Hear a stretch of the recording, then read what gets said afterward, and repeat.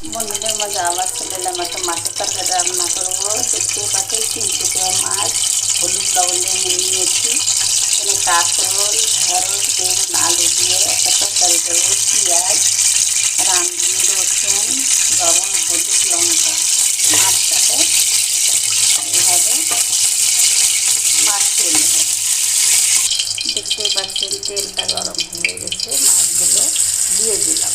ভেজে নিব মাছটা, এখন ভেজে নিব। দেখতেই পাচ্ছেন মাছটা এখন আমরা উল্টে দিই।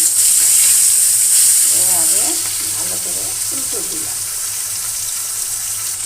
দেখতেই পাচ্ছেন মাছটা ভাজা হয়ে গেছে, এখন আমরা তুলে নিব। এভাবে তুলে নিচ্ছি। ওই তেলের মধ্যে দিয়ে দিলাম পেঁয়াজ, দিয়ে পেঁয়াজ আরেকটু সামান্য তেল দেব। পেঁয়াজটা সামান্য পরিমাণ ভাজা হয়ে গেছে, পানি দিয়ে দিলাম। আর সব মশলাগুলো দিয়ে দিলাম, দিয়ে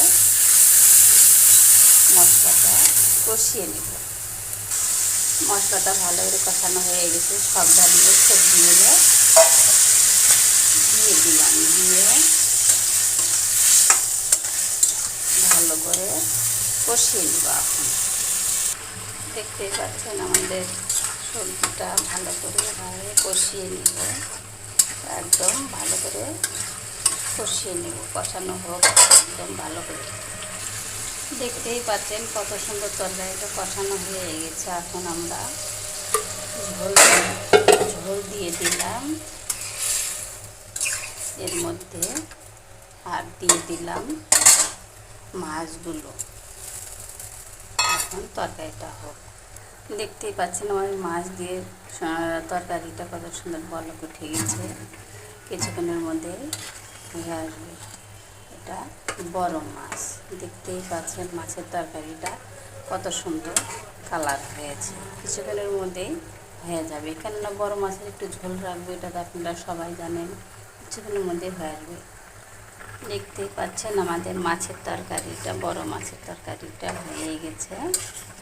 এখন আমরা আরেকটু সামান্য ঝোলটা কমিয়ে নামিয়ে নিব। কত সুন্দর দেখা যাচ্ছে আমার এই বড় মাছের তরকারিটা।